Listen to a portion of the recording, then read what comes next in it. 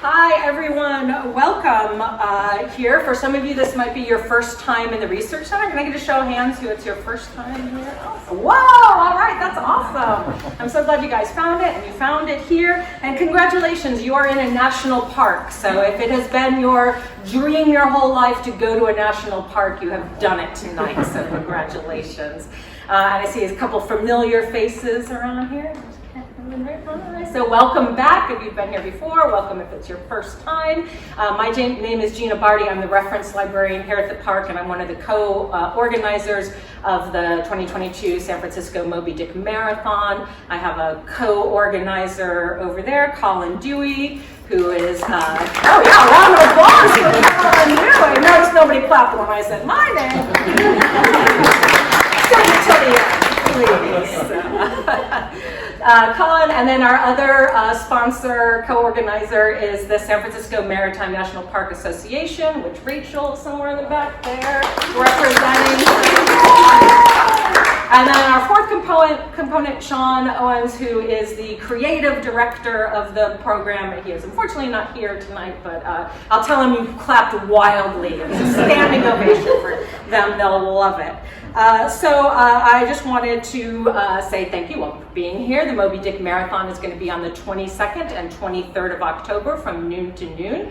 If you haven't signed up, if you could read that tiny little sign, but there's some more signs over there, go ahead and go to that website and you can pick a chapter to read. We're doing pretty good. We only have about 20 or so chapters left, so get in there fast if you want to. Like I said, this is the first series of lectures. We have a couple more coming up, and there's information about those on the table over there, and I will do a quick promo for our next talk at the end of this one, so stay tuned. Our Moby Dick Marathon, if you haven't been, it's a little bit different than some of the ones that you might have heard of. We have a lot of music, performers, visuals. It's a real spectacle and a real feast for the eyes and ears. This year we have a lot of big excitement, energy over like a lot of artists that have been like, I haven't been able to do anything in a really long time, so I want to get up and perform. So I think it's going to be a real spectacle for that. I can probably tell how excited I am about it because I can't stop bouncing. So I'm thrilled about that. I wish it were happening tonight. But tonight we have another exciting thing that I'm super happy about. So tonight, our first lecturer, our speaker here, and I'm going to just ask her how to say her name, and I have an Italian last name too, and I'm going to say it long. Alessia Cecchet.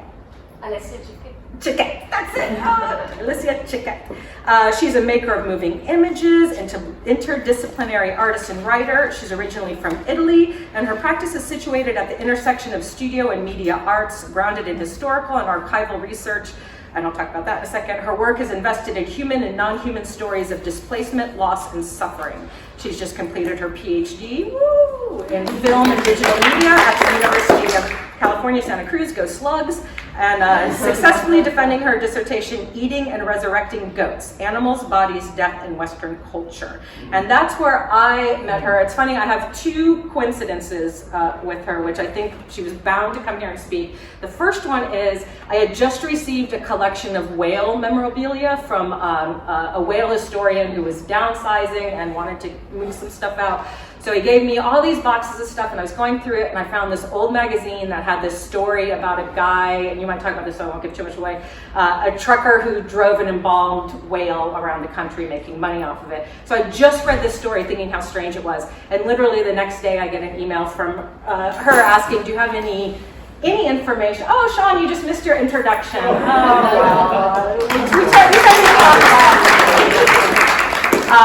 So literally the next day I get an email from her asking if we have any kind of material at all on displays of whales. And I was like, whoa, that's so crazy. I just found this article. I would have never known. And then the second coincidence is when Colin and I were putting this lecture series together a few months ago, we're emailing back and forth, who do we think we can get? Who can we get? You know, do you know this person? Do you know this person?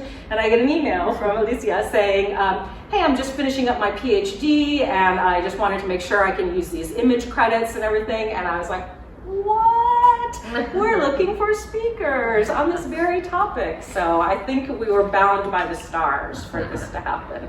So without any other, I guess, further ado, I'd like to welcome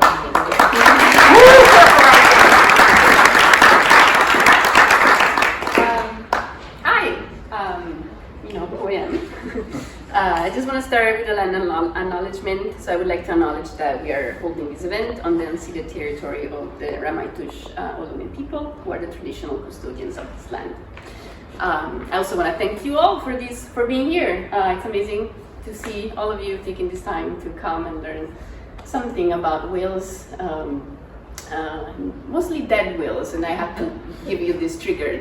We're gonna see a lot of images about dead whales, so just please know that.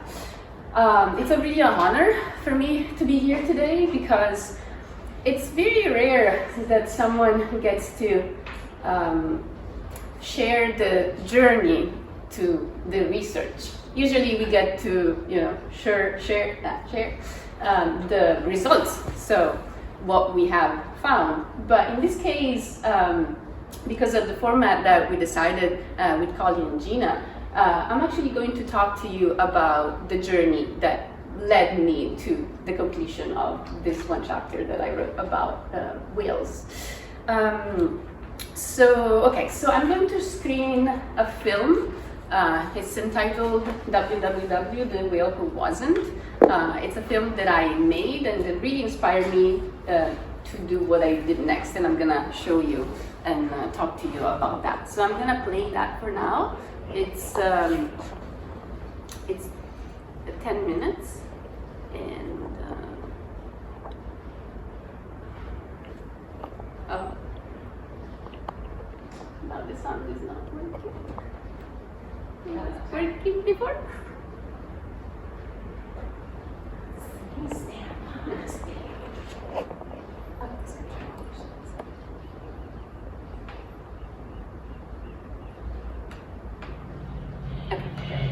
I'm kind of a genius. Okay.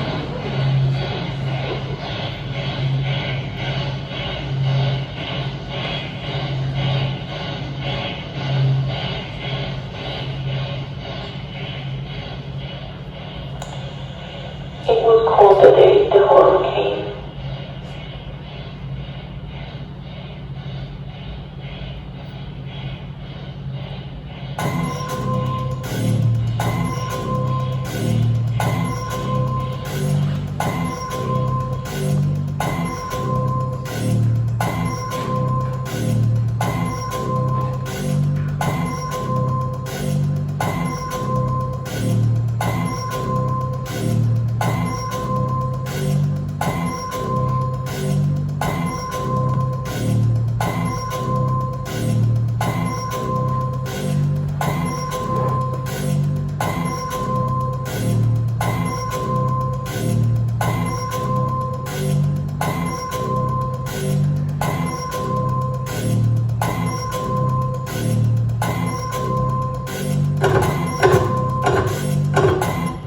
I seem to be the only one who remembers.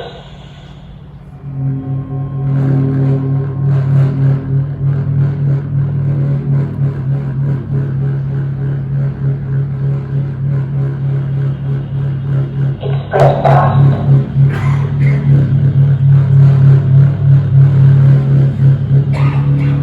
With the sun.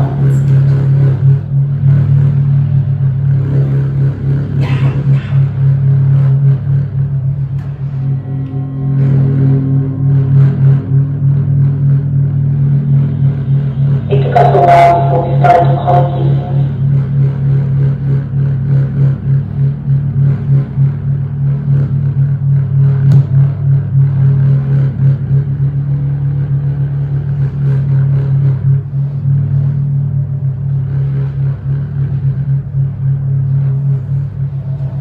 The creatures followed us at first.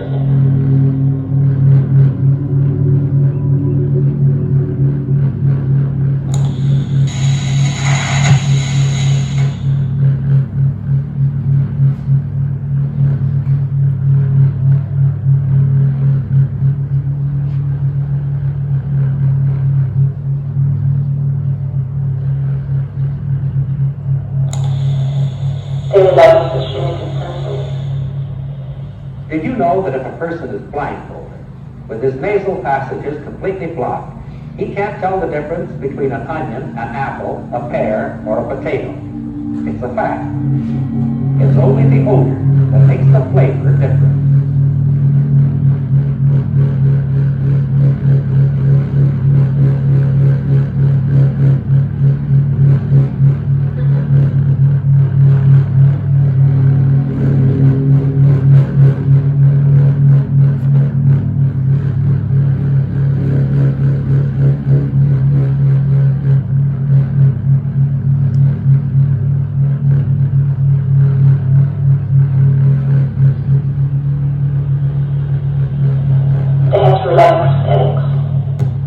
One of the first things we have to recognize is the fact that we do not see with our eyes or hear with our ears.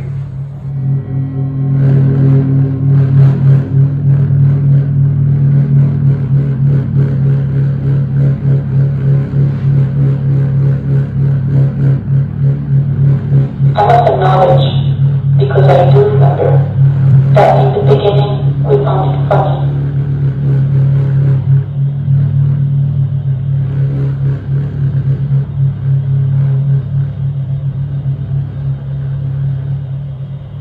Those with floppy ears were the first to fall for them.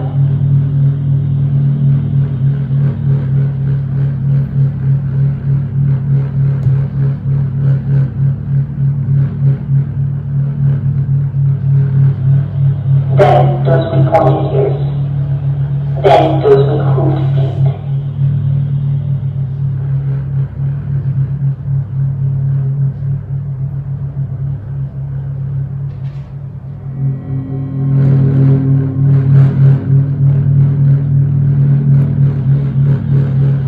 Then came the session.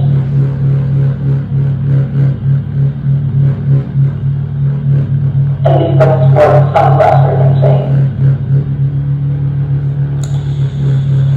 fascination is a deadly trap. We misjudged. After the first loss, we collectively decided to break our own code. We named the creatures. Maybe that's the reason she's not supposed to go after the cookies. Maybe it's not such a bad law after all. I don't remember the name we chose.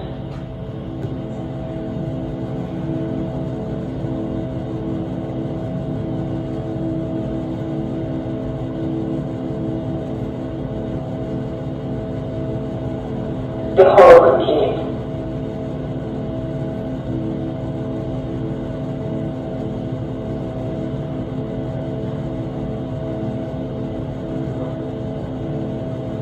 To understand us, they started to assimilate our kinship to family types, our sexuality to sexual types, our feeling to dietary types.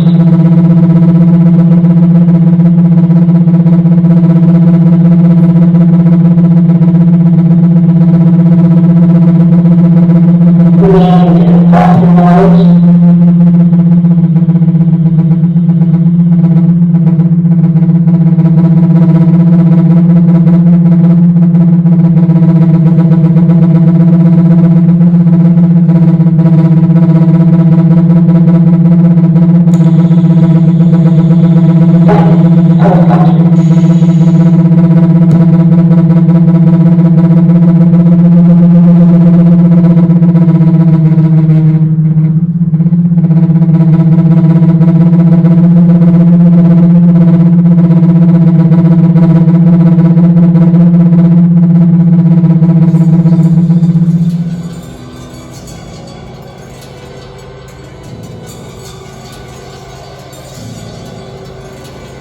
My size made them feel uncomfortable. But I was their favorite. They tried to find me a partner.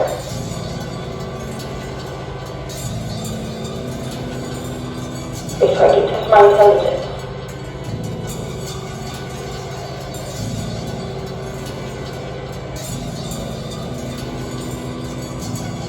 They tried to make me speak their language.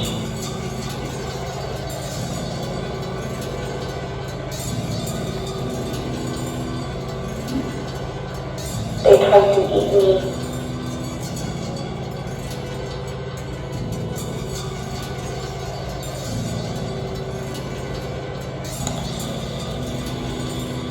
Attacking my performance, they decided to send me to space.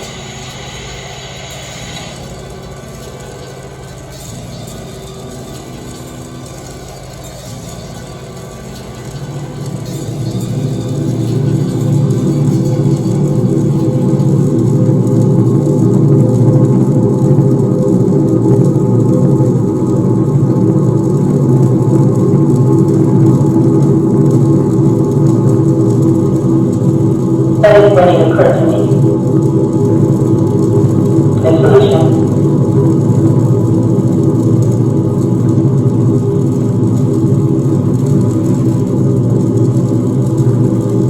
An guide had told me about the explosive potential of our kind, and there was combustible in the rocket, only the nothing.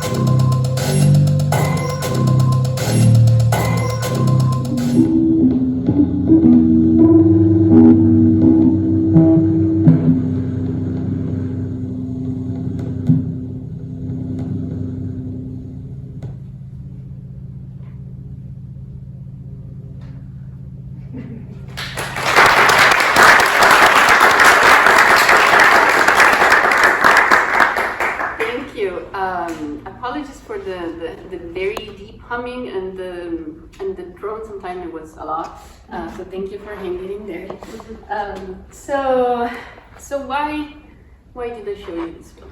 So the reason why I showed you this film is that this is where everything started. So the film that I showed you is found footage. So a bunch of archival material that I found. And there was this specific part of it that kept, I became obsessed with it because what is going on here, it just was just so much. So when I found this, it's from a newsreel. And when I found it, in my head, I had these ideas of it must be a stranded whale. For some reason, they paired this other female human with a bikini. And I wasn't really sure what was going on. I was just very confused. But then I started to research. And as I researched, I found out that actually it was not a stranded whale. And the people who had organized the parade, which was the National Fisheries Institute, and so the whole event was part of Seafood Week. It happened in 1957, and it involved this parade. So it was a week-long event to promote seafood consumption, and it started out with this parade. So I learned this by tracing this article about it because the newsreel wasn't really informative in that sense. And something that struck me, and I'm going to read this excerpt from the article, was seeing how female human bodies and whale bodies were juxtaposed in this strange discourse that the article was creating. So seafood parade starts mammals. So from the start we see that mammals, there is an S, so we're talking about more than one mammal. So it's not just the whale. 12 pretty girls and a dead whale paraded up Market Street yesterday to get people to eat more fish. The whale was a mammal. Sitting on the truck with the whale was Dolphina, the girl in the fishbowl at Bimbo's 365 Club, which I'm sure you know it still exists. Miss Dolphina is a mammal too. So here we see that they're trying to make a connection between them. Miss Dolphina said she wasn't very excited about having been chosen Miss Seafood of 1957 and riding with the dead whale on account of she had been hard at work until 2 a.m. swimming around the fishbowl at Bimbo's. And then we have this other part that says, their figures. Miss Dolphina is 35, 23, 35. The whale looked about 25, 35, 23. However, the figures are incomparable because one is in inches and the other in feet. Miss Dolphina was much prettier. It was necessary to say that. So this I learned, and this started, a whole rabbit hole. Because why? So I thought this was an isolated phenomenon. Something they did in 1957, never happened before, never happened again after. I was wrong, and I learned that actually this practice of parading embalmed dead whales on means of transportation, railroads, barges before, and then even trucks, was something that had been going on since the late 1880s. Yes. Yes. So I want to clarify that this human practice, so I started to research this human practice because it was so unheard of, and initially I reached out to railroad experts and everybody was like, I never heard of this. So it was very interesting for me, and I need to specify that this is a human practice that's completely Western. So when I say human practice, I'm talking about Western practices. It's very important to clarify and stress the fact that indigenous communities have a very different way of interacting with whales and marine mammals, and instead of in the Western case, it's what has pulled in the past people to do this was profit and commodification, while for indigenous communities is substance, and there's a respect for the animal that we don't see in Western culture. So I just want to make sure that we're on the same page for that. And so what enables these kind of things? What enables humans to decide to put something on a cart and parade it? Is something called human exceptionalism. So I want to read to you this passage from a book from 1955. It is not only on the land of man that man ventures to attack animals much larger than himself. Even the monsters of the sea, the gigantic whales, though of immense size and strength, are made to yield to the superior power of man, who was originally appointed by God to be the Lord of creation. So this kind of idea is the one that is behind all these practices. So we think that, as humans, we are on top of the pyramid and we can do whatever we want to the planet, to the other inhabitants, and to anything that is non-human. So this is just something to think about. So let me tell you just a little bit about this practice of employing these whale bodies. So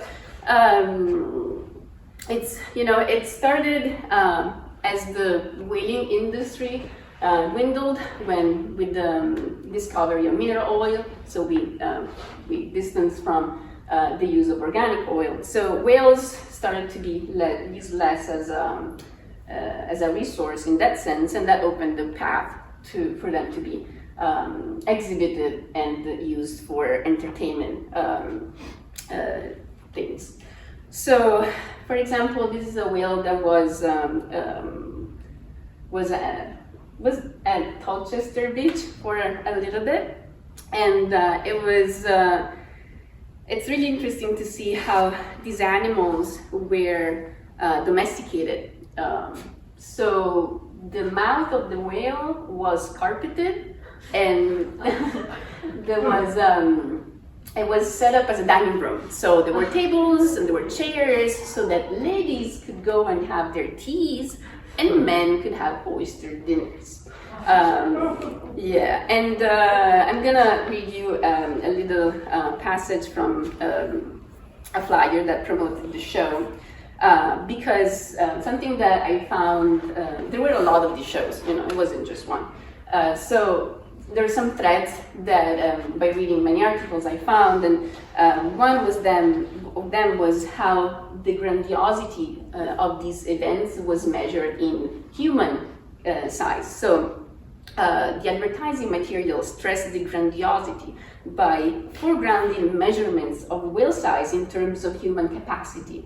For example, a flyer that promoted a show in Seneca Falls in New York, 1891, stated that 25 young ladies and their teacher had visited the whale's mouth at once, and that in the same space, fitted as a reception room, had seen 12 gentlemen seated in his mouth enjoying a oyster supper. Yes. And the other things that I saw by reading all these articles was that another thing that recurred was a lot of writing about embalming fluid. They really like to stress how much embalming fluid they use, how much it cost, and all the resources that went into it. And the other thing that they really like to stress was how humans managed to overcome the challenges in capturing these animals, because these animals were captured for these shows. These are not animals that died naturally or stranded on the beach. These were just hunted for parading. And so they, in these articles, there's a lot of times this description of how the hunt went and how difficult it was and everything that went into it. So there's a lot of celebration of the humans who did this. It was a highly organized business model that inherited the business model from circuses and freak shows. One very prolific company was called Pacific Whale Company, was located in Long Beach, and they got to a point in which they had 9 shows that were touring at the same time. So 9 shows, and each show had its own, and I have a list because it's a lot of people. They had a manager, they had an advanced agent, they had lecturers dressed in uniforms impersonating old salts. They had bill posters and press agents. They also had a way of processing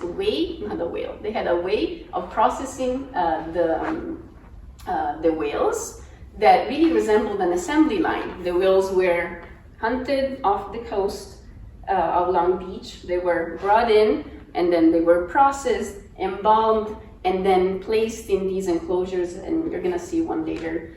They were like a glass cart, and so that's how they prep them for the shows. And then they had the chief embalmer, had people he taught how to embalm. So it was a very big entrepreneurship and was very well organized. But they did have competition, so they liked to try to beat the competition by sometimes stealing, using their publicity. They would have their tour, and they would send out articles to promote the tour. Usually the articles had something enticing like free entry for children, or this day, we have 20 orphans who are coming to see it, or this other school children, or name the whale. This was a very common thing to attract people, was come and give a name to this whale. And so they would send these articles ahead of time in the location they would get to, and they but sometimes because they were trying to beat the competition, they would actually use someone else's article, and they would get there first. So you thought you was gonna see the wheel of someone, instead it was the wheel of someone else, but it didn't matter because they're all captive wheels. Okay, so which brings me to this other part. So these are some advertisements that I found in newspapers. And deception was a very big aspect of this parading of whales, because oftentimes the whales were, nobody would tell you that it was a dead whale. It was mostly a captive whale, which reminded people of circuses, so they thought they could actually go and see a whale, because people had no knowledge of the ocean at the time.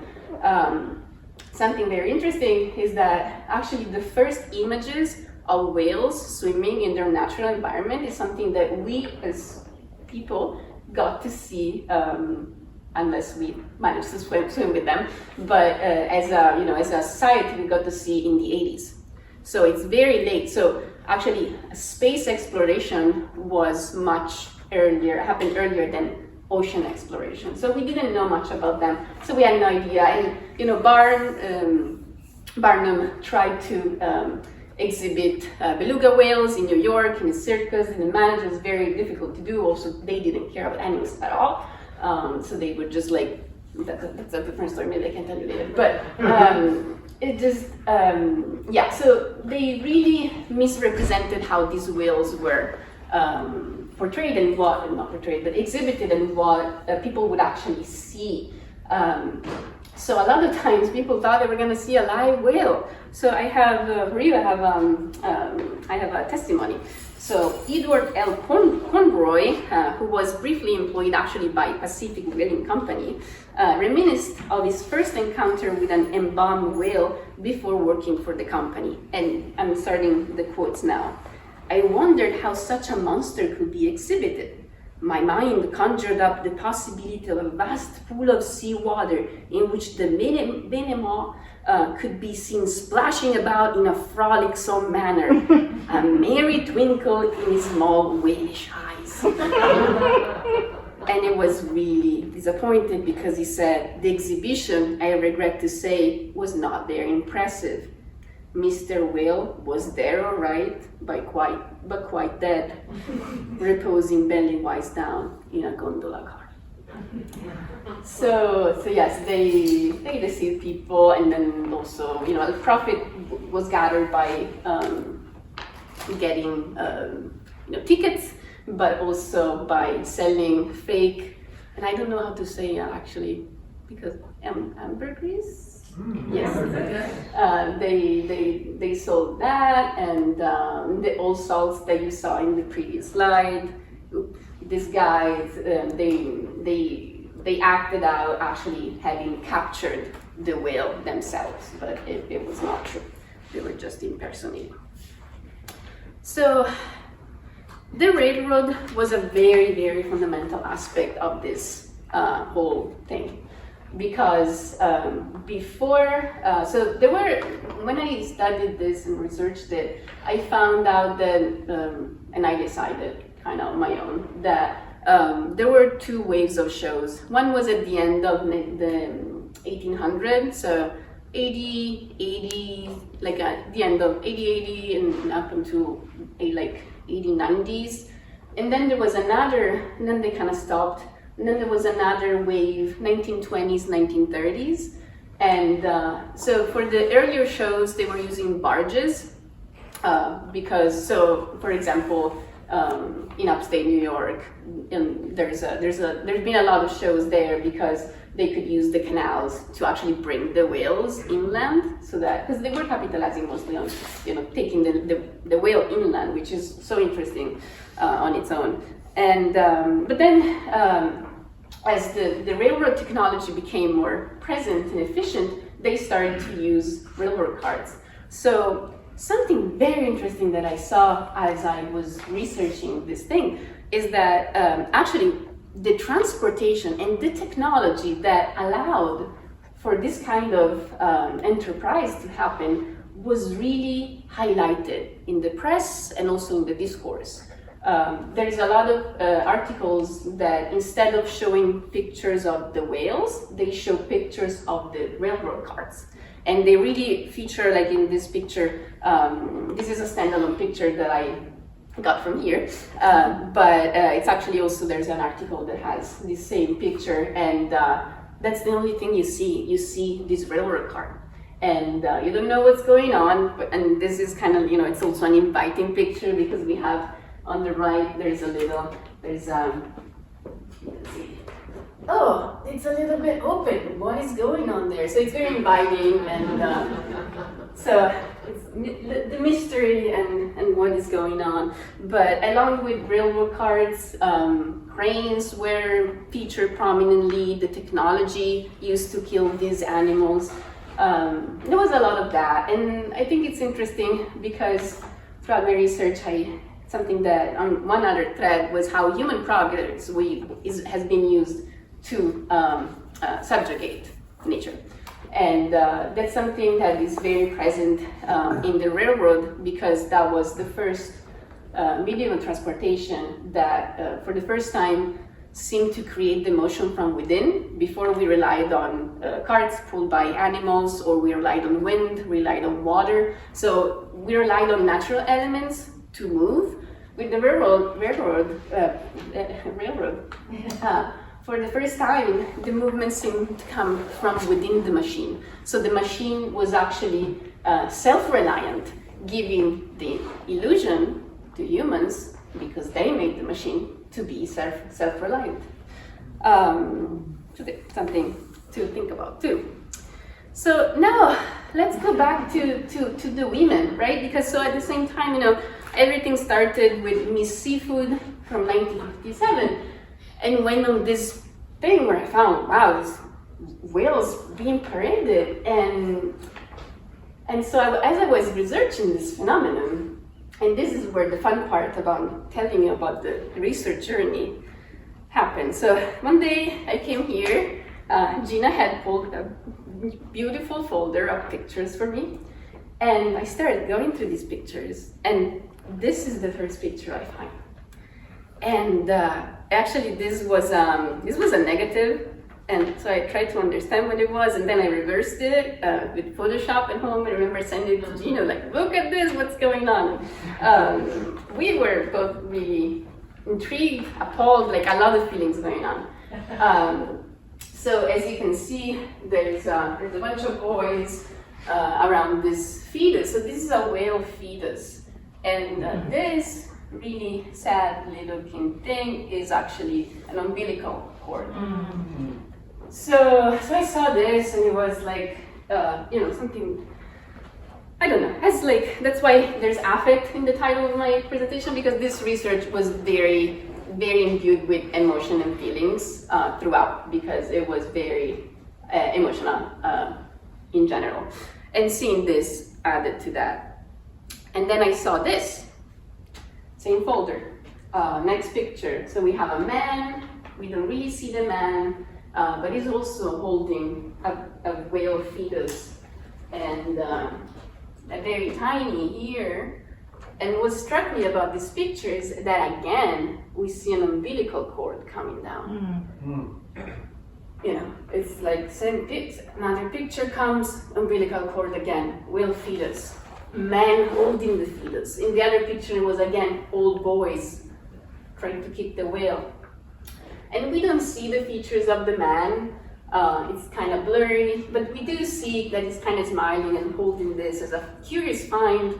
And then we see man in the back, just kind of looking over. This is also very reminiscent to me of a stomach, but I'm not sure what that is. I don't know.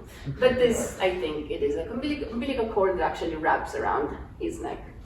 After these two, I found another picture that I'm not showing you because it's just too sad. I don't think it's necessary. But it's just the whale fetus by itself that is very well seen. And then I saw this. And this blew my mind extremely, because before this picture, I only had Miss Seafood in my head as a woman and a whale. And then I saw this, and we have a little girl who is posing in front by an embalmed whale. But we have a harpoon in the foreground that points at her and the whale. Above them, there's this is a rope, of course, this is not an umbilical cord, but for me, after seeing all the other pictures of whale fetuses, it was not possible not to create a connection and think about it in a way that, it's more visceral and more, it's not very rational, but something was happening here. And, the way that she's standing, the way that there's this little napkin here, just under her feet, where she is, I think, has a two-folded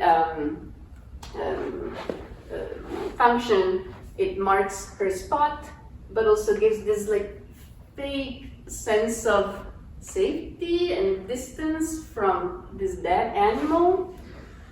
So this was really a turning point for me for this work, because it just started to be too much going on.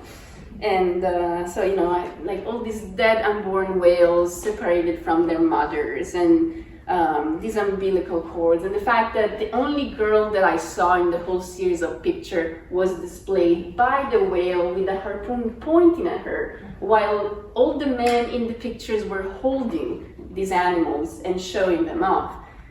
It just, got me started, but I didn't know yet where I was going, because I just didn't know. And then I found this. So this young girl really reminds me of the one we just saw. Mm-hmm. I don't know if it's the same person. I cannot tell, because I just not say for sure. But they have the similar attire. The previous girl was wearing a hat. This one is not, and the ear length might be different. But we do know the name of this girl. Her name is Margie Agnew, and not really sure what she's doing there.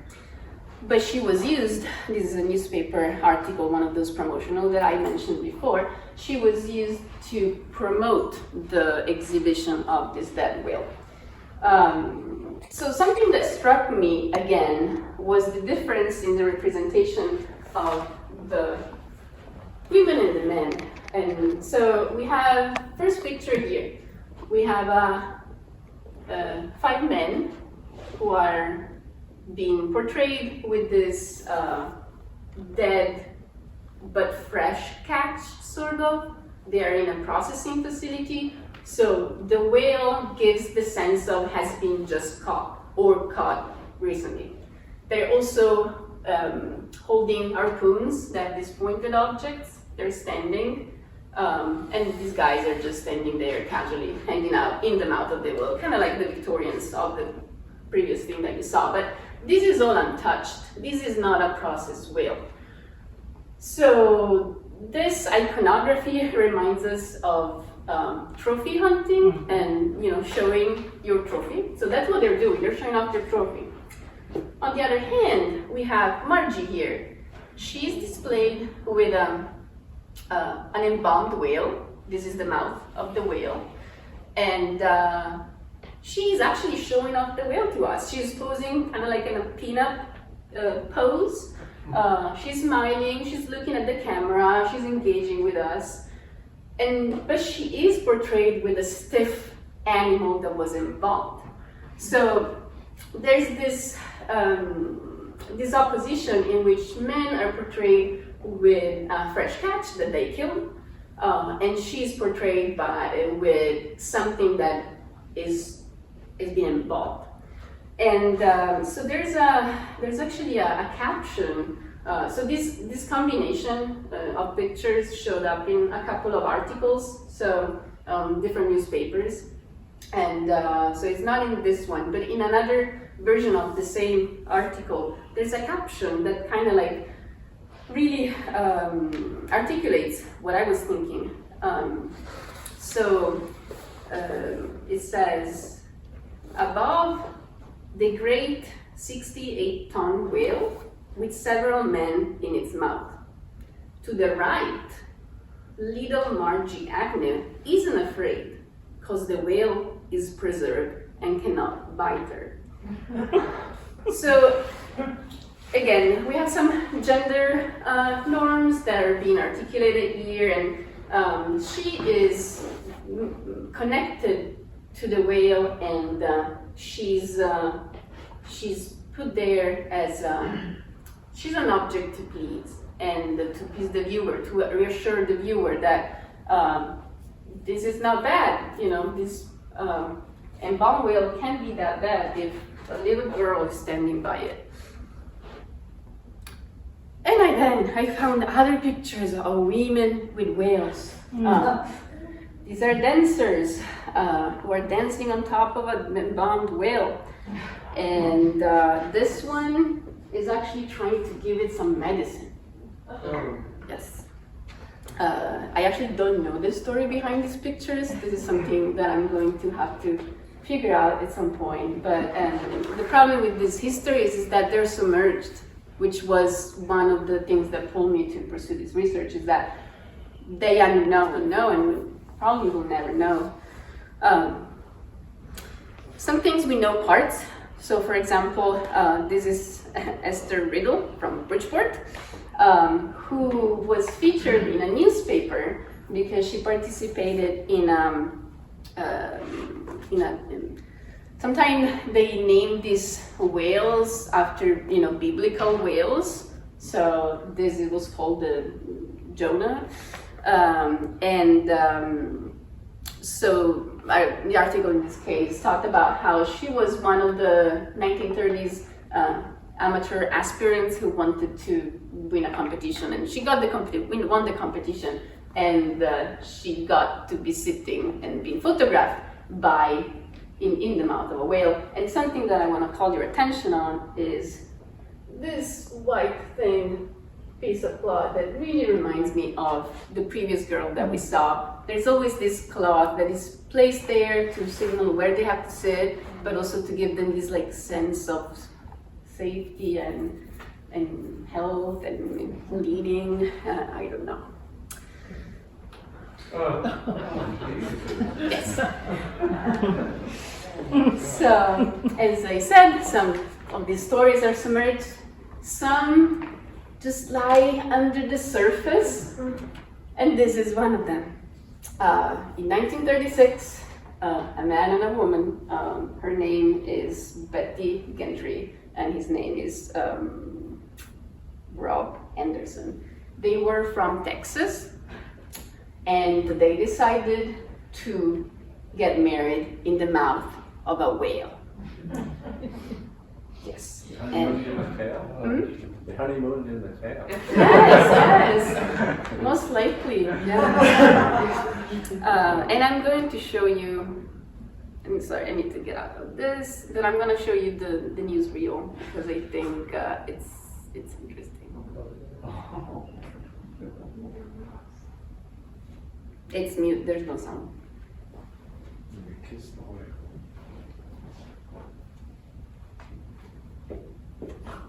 Yeah, so it starts with her getting into the mouth of the whale.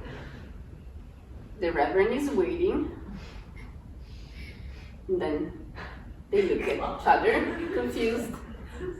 There's the ring moment, there's the kiss moment. And then they get out. And then there's pay attention to this guy. There's something weird happening here. This guy puts himself between them and kisses her. I don't know. I don't have answers for that. I do not know what is going on there. But yes,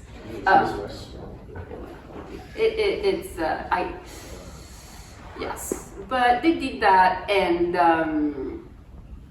so they got married there. And when you look at the frame by frame at the newsreel, you see that the beginning and the end are two wide shots.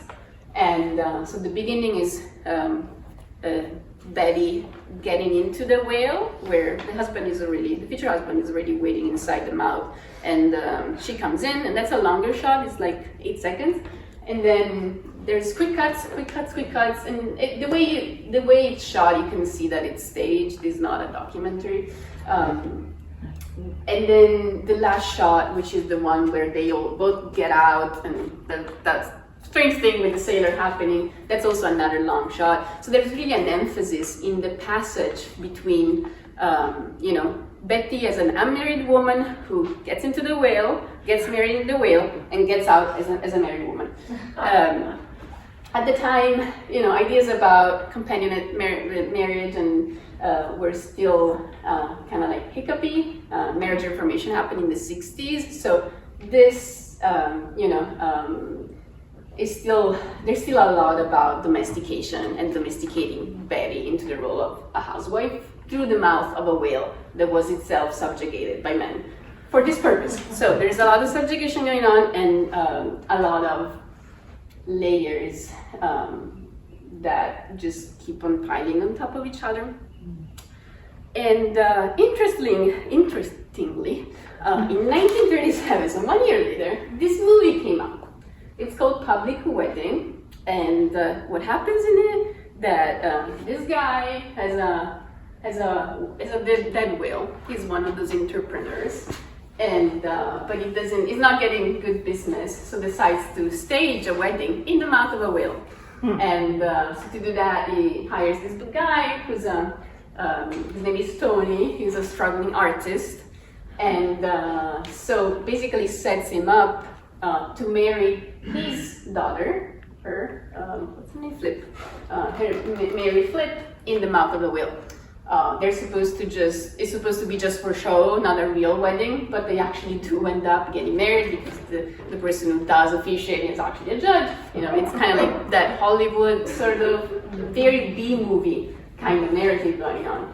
And but by the end of it, they actually not really fall in love, but maybe at the end of the whole film, the thing happens that he agrees to be with her as long as she stops being dynamic and an empowered woman, because she was doing some scheming in the back, actually just to help him with his career. It's a long story, but she was a pretty empowered female character, and so the deal between them, so that he agrees to stay with her, is only if she stops being so dynamic and allows him to be the one who's wearing pants in the house. Yes. So we come back to Miss Seafood, where everything started. Miss Seafood. So there are different moments. The footage I got is from a newsreel. There's different moments in the newsreel. There's the parade, but there's also the previous days, or like maybe the day before, where they actually managed to get and kill the whale. This is when they paraded. You can see, it's Market Street, and she's just sitting there. So something interesting about, and I don't know how much you know about bimbos, but the woman they decided to utilize, and I'm going to say utilize because she was really just used for the parade, was the girl in the fishbowl, or Dolphina, at bimbos. So what this was this female figure who would give the impression of being a mermaid in a small aquarium, but actually she was underground on a rotating platform. She was naked on a rotating platform, and because of a game of mirrors, she looked very tiny, but she was actually an actual person. So this is an act that went on for a long time. I don't think it still goes on, but I don't know. It also was featured in some TV shows at some point, and the interesting thing is that many women impersonated the girl in the fishbowl. It wasn't just one person. It wasn't her performance. It was a performance that was put on for to be used by not to be used to be performed by different females. And for example, Tempest Storm is one person who did it, and there's a few. So yes. So the other thing, let me see, because I want to show you. I think I'm gonna show you the reel. Yes, I'm gonna show you the reel, and this one does have sound.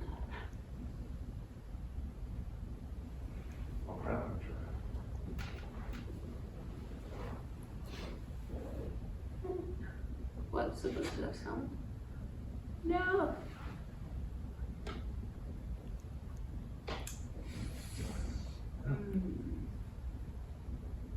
Is it muted on your computer?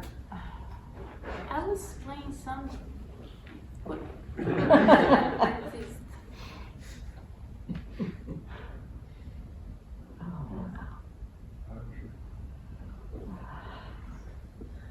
Well, it's okay because what the speaker said some interesting things that I want you to know about. So yes, so it opens with the speaker saying it's a whale of a catch for Miss Seafood, and then it ends with I'm sorry.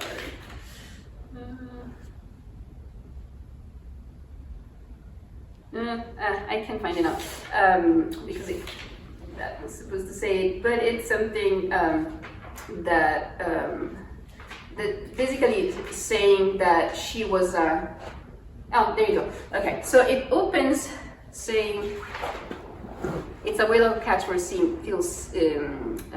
Seafood, and then the last thing that the speaker says is Moby Dick might not be pretty, but look at Miss Seafood, the season's best catch. So this is a very puzzling piece of newsreel because we start with her being the hunter who caught the whale, but then as the film goes on, the way that she's really sexualized. She's she's wearing a very revealing outfit, and she's also someone who swims naked in a boat in bimbos, but then it ends as her becoming season's best catch. So again, there's a lot of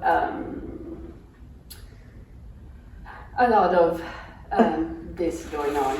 And I think, oh yeah, something else I want to tell you, and then I would like to hear what you all have to say, if you have to say anything about this, if you have any questions. But something I want to say is that I found out that was really disturbing to me was that, I initially thought it was a stranding, and then I realized that, oh no, they were actually catching one. So for a few days on the San Francisco Chronicle, there were articles saying, oh no, we didn't manage to catch one, or yes, we caught one, the parade is on.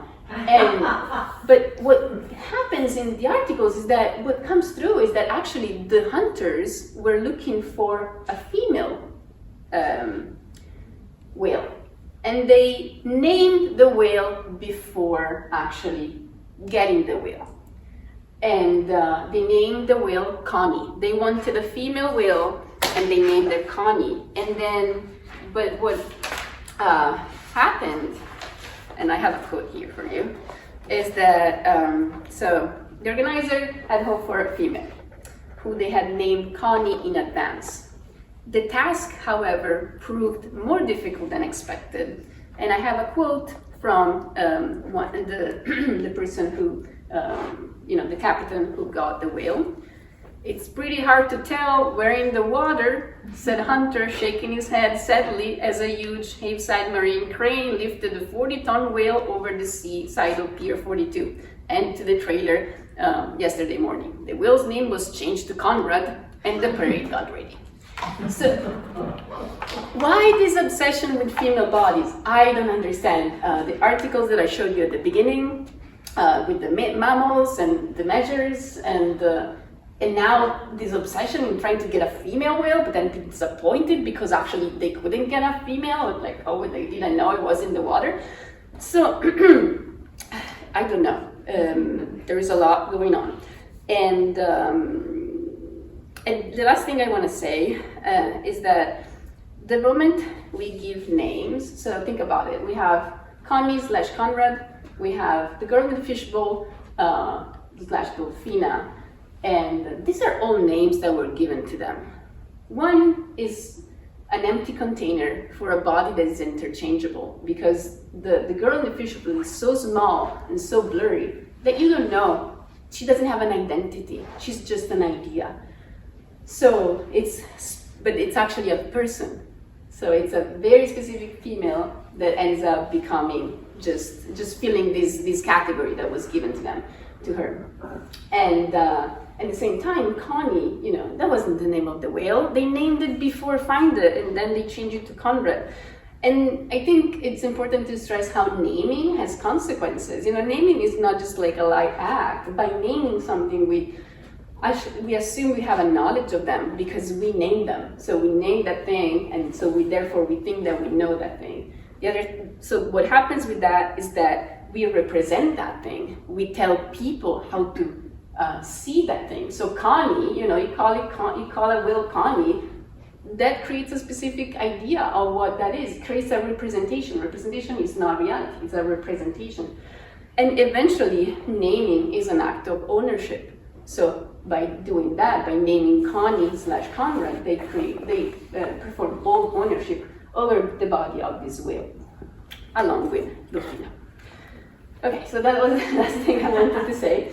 I would like to hear what you all have to say, and thank you. Yeah.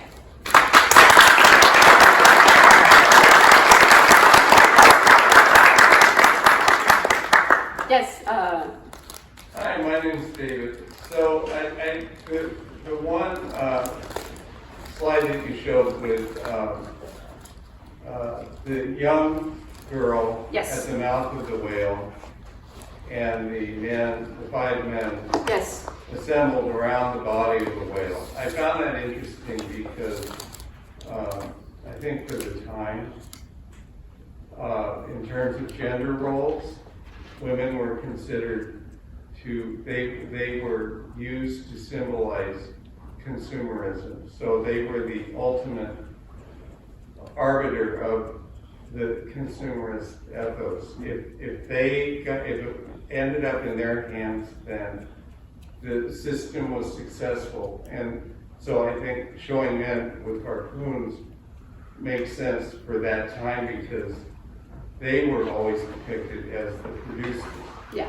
And the women were always depicted as the receivers. Yes. So it's an interesting thing, and coupled with the fact that whale is embalmed, it reminds me of cosmetics. Oh, sorry, what? Cosmetics. Oh, yes, that's a really good point. I never thought about that. Yeah, so thank you for showing that. And then I had a question, how long did the bodies of the whales last once they were embalmed? It really depended. It depended on the season, on where they were toured. But there's a lot of stories about bodies decomposing while they're traveling, and then trying to patch them up with like hay and sometimes paper mache. Sometimes they just created the body because the body decayed entirely. So yeah, like a few months, and then it started to stink, and then they got the authorities, they were complaining. There was a lot of drama about that. Yeah, sorry. I have a question. Speaking of embalming, did you ever come across any pictures of that? Because I can't understand, like, how big was the tube that they, like, I'm just so curious as to how that process even happened. Yeah, no, I don't know. No pictures. I think they were keeping it a very secret practice because it was kind of like the secret for the business. So, yeah, they would just say what kind of embalming fluid they would use and that, but no specifics about how. Okay. Sorry. What you mentioned about women and food, that looks like the girl from When it rains, it pours, but Leslie Salt, Oh. Morton's, whichever salt. That's right. That was for years that they were updated. And in total trivia, the reporter who did that first story you have up, Yes. his son owns a seafood restaurant, Fisherman's Wharf, today. Ah, interesting trivia. And Casey does some writing. Yeah. Ah, can you repeat that? Art Hoppy, who wrote that first article on the fish. His son owns a restaurant, seafood restaurant in Fisherman's Wharf. I guess they're selling fish lessons. Thank you. Please. Were you aware that there was still a commercial whaling industry in the Bay until like 1950 something or 60 something? 71. 71, yeah. Yeah, So I yeah, wonder yeah. if that was the source of some of these whales. Yes, yes. Actually, not this whale, but Yeah. Point Malone. that was in. this whale. So this whale 68. became fertilizer after being paraded. Yeah, they didn't embalm this one. They just it became. So, yeah. I have a friend, John Toki, who his family ran Leslie Ceramics in Berkeley. And he talked about going to Point Malade whaling station a number of times that they would go out there and get meat, because it was common for Japanese Americans to eat the meat. And he could have been one of those kids kicking the whale. And also, we looked up online and I found packaging for whale meat that was sold in Safeway in the 60s, and as a red meat, and it was actually called Moby Dick. Yeah. So, and you Yeah, can probably that's- look it up online and find it. So I'm saying that my point is that I think there maybe have been an attempt by these people at this time to try to sell whale meat as a more commercial, because most of it was being ground up for animal food, and trying to make it a broader seafood. Yeah. And Yeah. not just being a non sequitur, because Right. now we don't get it, right? And it Right. would have been legible then. I was good with Wonder Bread. Yeah. Then those cans have like this very happy-looking whale too. So Like, it's- I'm happy to be eaten. Yeah. Yeah. I just want to talk a little bit about, if you maybe extrapolate your personal feelings or where you came to with this point in your research, is we see here exploitation, but on the other hand, like if there isn't sort of exposure, then there isn't a call for conservation in a sense. So you take something mysterious like whales and you think about like the mythology of that. You mentioned the Bible or Moby Dick, and so to see something in person, and just because people like came out to this and saw it doesn't mean everyone was having a ye old time. Like some people might have felt that feeling of like, this is terrible. Like why would they do this to a creature? I have a dog, or I feed chickens, or raise pigeons, or I have a different relationship to nature. So even though we see it promoted in the media as exploitative, there might have been sort of like tertiary effects that kind of also were the genesis of more of a conservation mentality. Yeah, no, that's something that I really hope. I really hope that some of the people who went to see these whales actually, didn't just like ha ha ha, but didn't make them make them think. There's so a whale show that I didn't talk about because it was just becoming too much. Is the last touring whale ended touring in 1995. Wow. And it was frozen. Let me pull this. I have a slide actually that I just didn't put, but it is. 57 is when Marineland opened up. Oh yeah, yeah. a lot of things make sense. So this is Little Irby, and this is the article that Gina mentioned at the beginning. So this was a female sperm whale that was frozen this time. So this was a truck that actually had a refrigerated by Thermo King, as you can see. And this was something organized by Tyrone Malone, who was a trucker. So when I talked about the technology being featured prominently in this discourse in general, this is a children's book that Tyrone Malone, the owner of this truck and the whale published. And so this is the front cover, this is the back cover. So you only see the truck, and then there's some pictures inside, but they all point to the ingenuity of the person behind the whale, who was this Tyrone Malone. And he actually, because he caught the whale in, I think it's 67, in the 60s, so he actually needed permission from the US Wildlife and Fish Institute, and they gave him permission. There's a letter. This person has a lot of fans on Facebook, and so that's how I found actually the letter where the Fishing Institute gave him the approval to go out and seek one. But I brought this up with your point because he was pointing, when he was touring, he was pointing to save the whales as a movement, but it's kind of like just something they pointed to, but wasn't really, it didn't spend any money towards, it was just for profit. So what I think is that the people behind the shows, the people who made money out of the shows, they did not care about whales at all. But I really do hope that some of the people who went there got some emotional response, because it happened to me. My interest in whales happened because some years ago, I lived in Aptos by Santa Cruz, and a humpback whale, a juvenile, washed on the beach, and that was my first ever encounter with a whale, and it was a very strong experience for me because I had this there was a tension. I had contrasting feelings because on one hand, I was really sad because I know that when you see a whale on the beach, it's not a natural death. If a whale dies naturally, it becomes a whale fall and becomes an ecosystem in the ocean. So I knew, and it had like a lot of trauma, like signs of trauma on the skull, on the skin, everywhere. But on the other hand, I was in awe because I was so close to an animal that was so big that not in my wildest dream I could be that close to. But at the same time, I was really sad because the only reason why I was so close to these animals is because it was dead for created human-inflicted injuries or an accident, I don't know, but for human-related causes. So it's very complicated, it's very nuanced, and I think, on the one hand, there's the sublime of these gigantic creatures that are so intelligent and have a culture and we value so much, but we are so far away from them that maybe for some people it's hard to relate and think about them. So I think complicated feelings arise in people when in the And where do you fit like that whole album that came out in the 60s of like the whale songs, those first recordings of those sounds?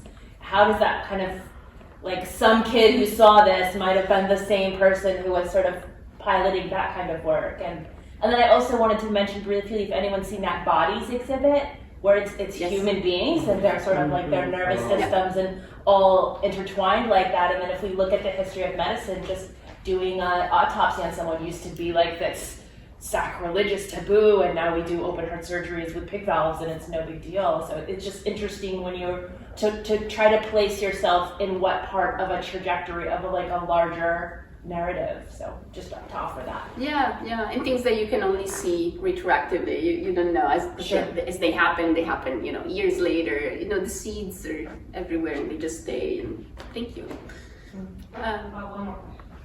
Yes. I was hoping you might elaborate a little bit on your journey from this research to the film that you created. So I made the film before this research. So the film was actually, everything started with the film because it's a found footage film. So the way I worked on it, I had an idea. So I can tell you about the idea actually about the film. So I lived by Aptos. And I don't know if you're all familiar with the cement ship that is in Seacliff State Beach. And I moved to California, just 6 years ago. So I'm a newbie, and I come from Italy originally, so even more. And I'm just trying to understand things, and everything is so mysterious and interesting. And so this both really fascinated me. So I really wanted to make a film about that. I ended up not making a film about the cement ship that also has a very interesting story behind it. I ended up not making the film, but when I was thinking about the film that I wanted to make that I didn't make, I was, for some reason, had this picture of a whale falling from the sky and becoming this cement ship. So that's where the whale falling comes from.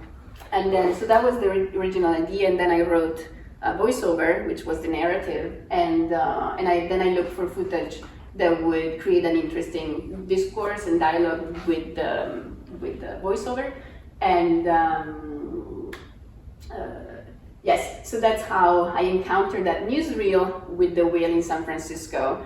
And when I encountered it, I had no information, because a lot of times the found footage you find, the archival footage, you don't really know where it comes from. It's really out of context sometimes. So that was just a newsreel, but I didn't really know. And but that's what stuck to me. And then by doing some research, I found out everything. So that's like the starting point of my research about dead whales on railroad cars.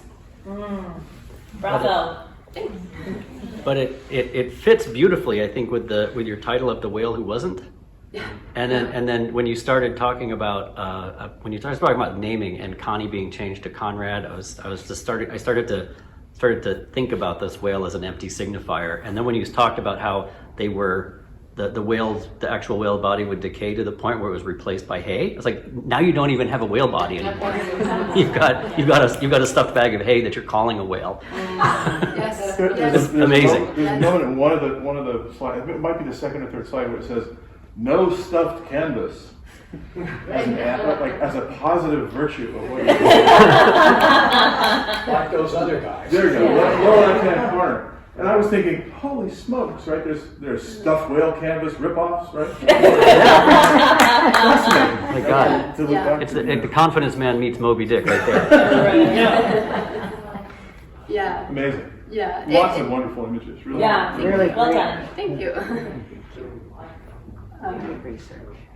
Yeah, it's when I made the film about the whale, it was 2018, and I think at that time, I think I released it in 2018, but I started working in 2017, and it was that time when Trump was just like relentlessly just killing environmental laws, and it was just so heartbreaking. So I really started to think about, like an animal just saying enough. So I decided a whale that was like, enough, and just gonna take everything down.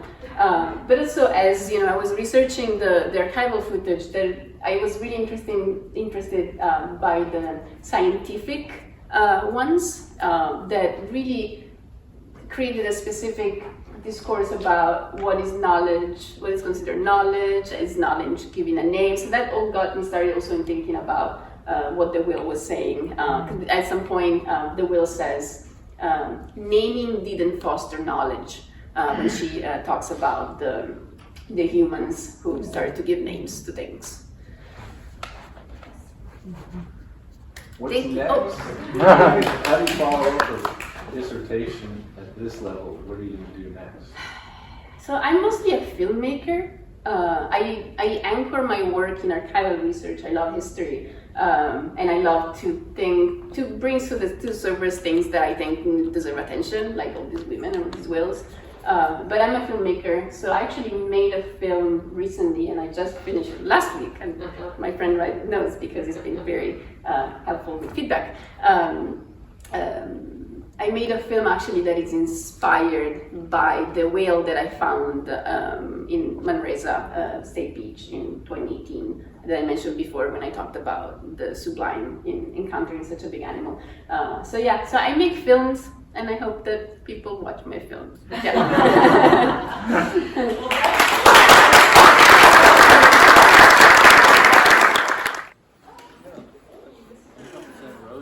Museums in a flyer, they'll come watch it and set up.